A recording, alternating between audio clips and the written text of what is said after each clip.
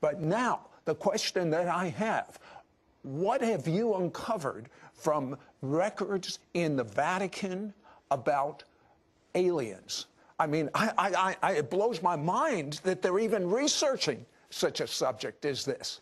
Well, the records in the Vatican go back centuries. Actually, I wrote 2 chapters of history concerning the Vatican's interest in extraterrestrials. They have a whole theology developed around what they call the principle of plenitude, meaning anything that God could do, he would do. So they consider the existence of aliens an inevitable consequence of God's omnipotence. Now, you've actually researched with Vatican astronomers. What do they tell you? Yeah, it's extraordinary. We even had the opportunity to go to Mount Graham in Arizona, which is where their Vatican Astronomical Technology Telescope, called that, where it's at, where the Vatican's astronomers study the deep space. And in the course of doing that, getting permission through the Arizona State University to go there to meet with their astronomers, the Jesuits who are there, we also got access to top astronomers that work in Rome, including an astronomer by the name of Guy Cosmonago. He's one of the top astronomers for the Vatican. What was the major thing you got from your interview with him? Oh, well, 2 major things. One, he says without apology that very soon the nations of the world are going to look to the aliens for their salvation. Now, when you make a comment like that... Did you just hear what he said? Does that show you how fast things are moving and how we're really in the last of the last days? And then, of course, you want to get behind that, right? You want to find out where are they coming from. So he agreed to be interviewed 5 times from Rome, and then gave us documents which are not available to the public that outline what much of the inner thinking of the highest level theologians and astronomers at the Vatican believe now, including the idea that Jesus might be the son of a star child. Now, when we ask him what is a star child, right, they're talking about an alien intelligence from another world, and that the birth of Jesus Christ, the virgin birth, was in fact comparable to an abduction scenario in which these aliens used the Virgin Mary to create Jesus. And this is one of the ways in which they're combining the idea that we are soon to be visited by an alien savior from another world. Hold that thought. Wait till you find out about the Vatican astronomer saying he's operating with Project Lucifer. We'll be right back to It's Supernatural.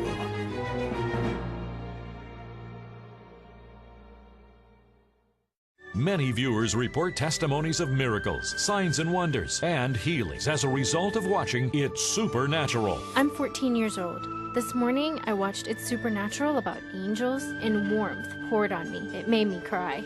God healed me of stage 4 inoperable cancer. It is a real blessing to have It's Supernatural to watch each week. If you've been touched through watching It's Supernatural, share your testimony at sidroth.org/praise.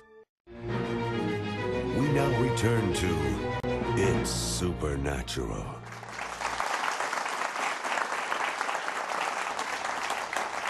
Okay, I promised you we would find out this great Catholic astronomer, the #1, is operating with something called Project Lucifer. What is that? Well, up on top of Mount Graham in Arizona, there's an observatory complex that consists of 3 very high-powered telescopes. One is the Vatican Advanced Technology Telescope. There's a radio telescope, and then there's one called the Large Binocular Telescope. This is the most powerful telescope in the world. In fact, they told us they can get better images of space than the Hubble Space Telescope can. Now, attached to this telescope is an infrared camera named Lucifer, which is really a kind of an odd name for a camera. And you know, from the information that we gathered, this thing was named by the Max Planck Institute and some German astronomers. But the Vatican is part of this conglomerate up there, and they're all working together. Now, what this instrument's used for is astrobiology, for looking for exoplanets, looking for other worlds.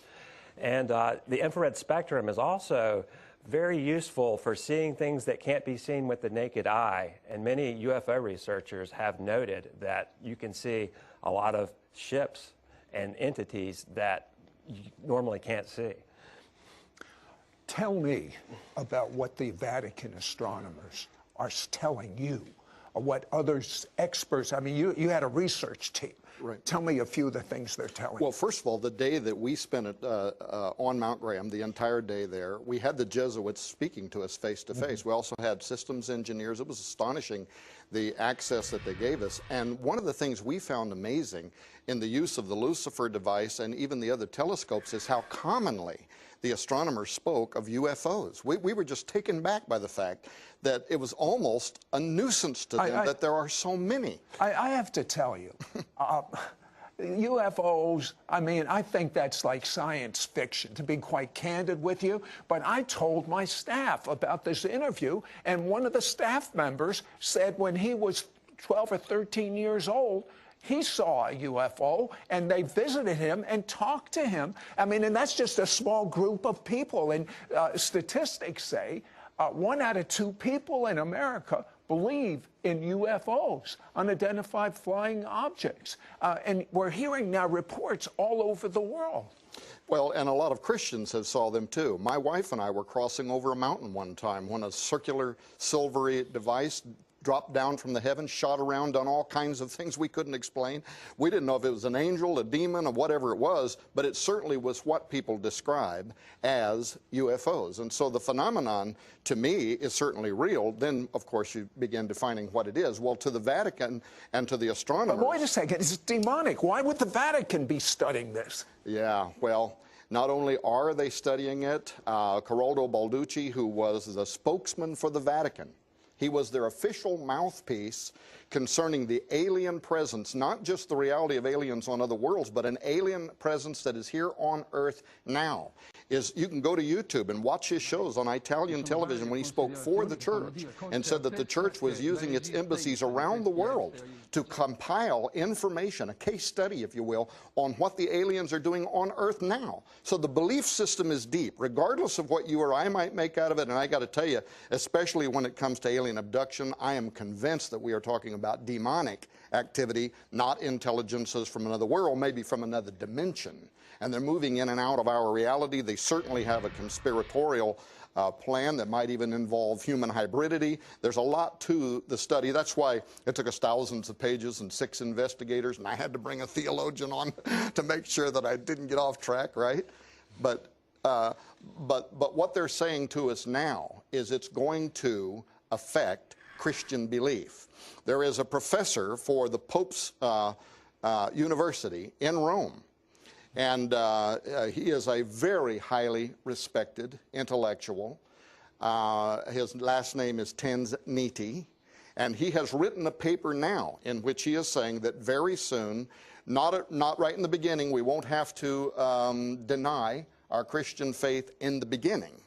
But there is information coming from another world, and once it is confirmed, it is going to require a rereading of the gospel as we know it. And that's the kind of information that we are receiving from the highest levels of Vatican intelligentsia.